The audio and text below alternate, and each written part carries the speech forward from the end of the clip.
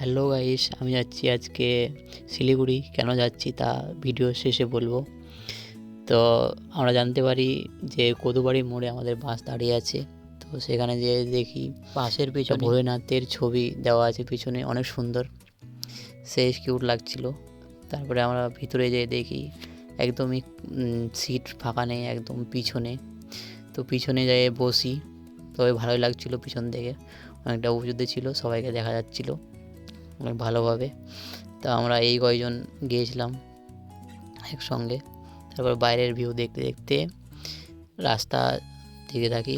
সকালে একটা গোলচক্কর পার করি, তারপরে দেখি যে একটা নদীর নাম কি জানি না, তবে তোমরা যদি কেউ জেনে থাকো অবশ্যই কমেন্ট বক্সে জানাও।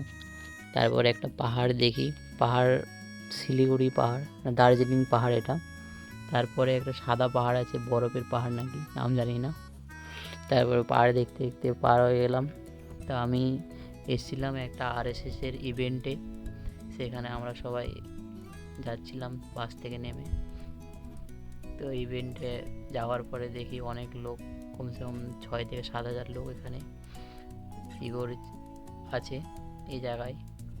তো ইভেন্ট অ্যাটেন্ড করার পরে আমি চলে আসি বাড়িতে। ভিডিও কেমন হলো অবশ্যই জানাও কমেন্ট বক্সে, আর ফলো করতে ভুলো না কিন্তু আমাকে।